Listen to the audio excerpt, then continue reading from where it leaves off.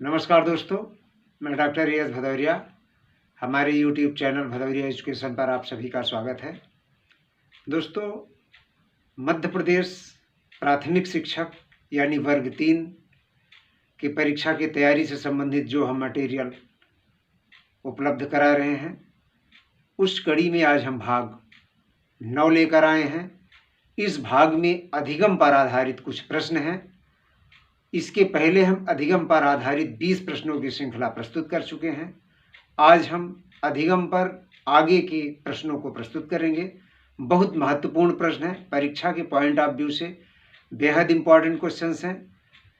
तो हम इन प्रश्नों की श्रृंखला को आपके समक्ष रखें, उसके पहले आपसे एक अनुरोध है कि अगर आप हमारे चैनल को सब्सक्राइब नहीं किए हैं तो सब्सक्राइब कर लें। हमारे चैनल से आप जुड़े रहें, हमारे वीडियोज़ को पूरा देखा करें। हमारे वीडियोज़ यदि अच्छे लगें, बेनिफिशियल लगें आपके लिए, तो अपने मित्रों को भी उसको शेयर किया करें। तो चलिए हम चलते हैं आज के प्रश्नों पर। तो आज का हमारा पहला प्रश्न ये रहा। जिस प्रक्रिया में व्यक्ति दूसरों के व्यवहार को देखकर सीखता है, वो कैसा अधिगम है? उसे कहते हैं सामाजिक अधिगम। ये सामाजिक अधिगम सिद्धांत किसने दिया है? तो वो है अल्बर्ट बंडूरा। अब हम चलते हैं आगे। अपने सीखने के सिद्धांत में बॉब डॉल का प्रयोग किस मनोवैज्ञानिक ने किया था? इसका भी उत्तर होगा अल्बर्ट बंडूरा। अब हम चलते हैं आगे। शास्त्रीय अनुबंधन सिद्धांत किसका है? तो वो है पावलाव का।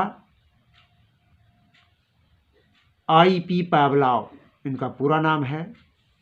प्रश्न नंबर 24 है, शास्त्रीय अनुबंधन सिद्धांत में UCS यानी अनकंडीशनिंग स्टिमुलस क्या है? शास्त्रीय अनुबंधन में UCS, इसका पूरा रूप है अनकंडीशन्ड स्टिमुलस, या ऐसा कह सकते हैं कि अनानुबंधित उद्दीपक। हिंदी में अनानुबंधित उद्दीपक क्या है? तो वो है भोजन। अनानुबंधित जिस पर कोई अनुबंधन नहीं है, कोई बंधन नहीं है।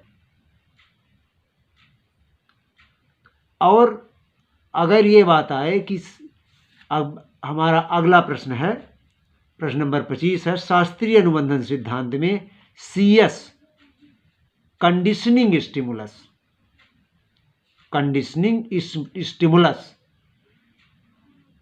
क्या है? तो वो है घंटी। कंडीशनिंग स्टिमुलस को वो ऐसा हिंदी में बोलते हैं अनुबंधित उद्दीपक। अनुबंधित उद्दीपक क्या है? तो वो है घंटी।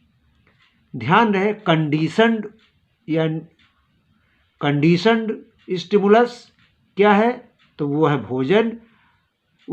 अनकंडीशन्ड स्टिमुलस क्या है? तो वो भोजन। और कंडीशन स्टिमुलस क्या है? तो वो है घंटी।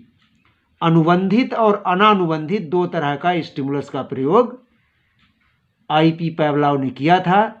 अनुबंधित उद्दीपक है घंटी और अनानुबंधित उद्दीपक है भोजन। प्रश्न नंबर है 26। पावलाव ने पुनर्वलन शब्द का प्रयोग अपने सिद्धांत में नहीं किया है। पुनर्वलन शब्द का उपयोग पावलाव ने अपने सिद्धांत में नहीं किया है। इसके समतुल्य किस शब्द का प्रयोग पावलाव द्वारा किया गया है? तो वो है भोजन। भोजन क्या है? अनानुबंधित उद्दीपक। पुनर्वलन के स्थान पर क्या उपयोग किया है? तो उसने भोजन का उपयोग किया है। और भोजन क्या है? अनानुबंधित उद्दीपक अर्थात अनकंडीशनिंग स्टिमुलस। प्रश्न नंबर 17 है, कृष्णा बिजली की चमक और तड़प पर उछलता है। कई अभ्यास के बाद वह बिजली की चमक पर ही उछलता है। समझ में आ गया होगा आपके। देखिए, जब बिजली की गरज और बिजली की चमक और ये जो तड़प और चमक होती है बादल की, तो पहले बिजली चमकती है और बाद में गरजता है। तो बिजली की चमक और तड़प पर कृष्णा उछलता है और एक समय ऐसा आ जाता है कि जैसे ही बिजली चमकती है वैसे ही उछल जाता है वो। यह किस सिद्धांत पर आधारित है यह उदाहरण? तो वह पावलोव का शास्त्रीय अनुबंधन सिद्धांत है। यहाँ अब है प्रश्न नंबर 28। गलत कार्य को छोड़ने और सही कार्य को अपनाने हेतु किस सिद्धांत का उपयोग अच्छा होगा? तो वो है शास्त्रीय अनुबंधन। बहुत अच्छा प्रश्न है। यह प्रश्न तो नेट में भी एक बार पूछा जा चुका है। अब हम आगे चलते हैं।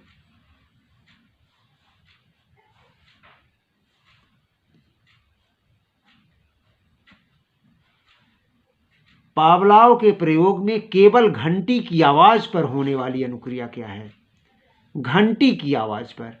अब हमने घंटी को क्या बताया? घंटी क्या है?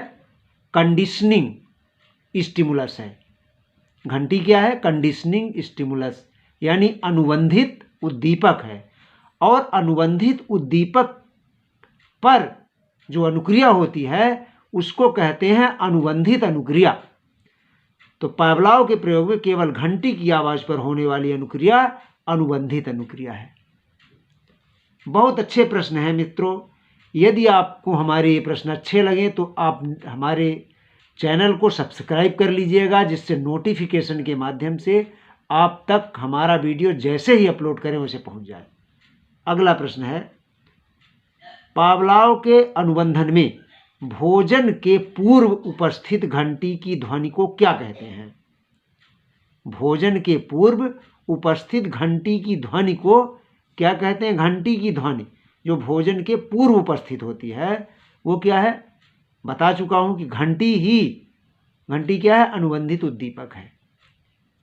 प्रश्न नंबर 31 है, कोहलर ने जिस चिंपैंजी पर अंतर्दृष्टि एवं सूझ के सिद्धांत का परीक्षण किया था उस चिंपैंजी का नाम क्या था? तो उस चिंपैंजी का नाम था सुल्तान।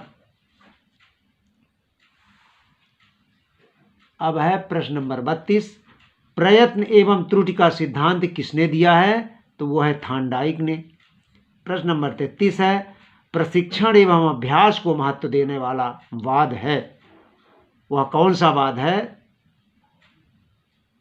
जो प्रशिक्षण एवं अभ्यास को महत्व देता है तो वो है व्यवहारवाद। 34 है, निम्न में से अंतर्दृष्टि सिद्धांत को प्रभावित नहीं करता। अंतर्दृष्टि सिद्धांत जो कोहलर का है इसको क्या नहीं प्रभावित करता? देखिए, बुद्धि भी प्रभावित करती है इसको, प्रत्यक्षीकरण भी प्रभावित करता है इसको, अनुभव भी प्रभावित करता है, लेकिन व्यक्तित्व से अंतर्दृष्टि का सिद्धांत प्रभावित नहीं होता है। प्रश्न नंबर 35, आपको ये भी बता देते कि आप अंतर्दृष्टि का जो सिद्धांत है, प्रयत्न एवं त्रुटि का सिद्धांत है, उसको आप कोहलर का पढ़िएगा। तो चलिए दोस्तों आगे चलते हैं। किस संप्रदाय यानी किस वाद के मनोवैज्ञानिक यह मानते हैं कि सभी प्रकार का व्यवहार सीखा जा सकता है? तो इसको व्यवहारवादी ऐसा मानते हैं। अब है प्रश्न नंबर 36, व्यवहारवाद का जनक कौन है? तो व्यवहारवाद के जनक जेबी वाटसन को माना जाता है। और आज का अंतिम प्रश्न है, थार्नडाइक, स्किनर एवं पावलोव किस वाद से संबंधित हैं? तो ये व्यवहारवाद से संबंधित है। तो दोस्तों आज हमारे प्रश्नों की श्रृंखला यहीं पे संपन्न होती है। अधिगम पर यानी लर्निंग पर आधारित कुछ और हम वीडियोज अभी आपके समक्ष प्रस्तुत करेंगे, चूँकि पहले भी मैंने बताया है कि अधिगम ये चैप्टर कुछ बड़ा है जिससे बहुत सारे प्रश्न आते हैं, तो 2 वीडियो में पूरा नहीं हो सकता है। तो हम इसका तीसरा वीडियो आगे हम प्रस्तुत करेंगे। तो इसी के साथ आपको सुनने के लिए बहुत बहुत धन्यवाद।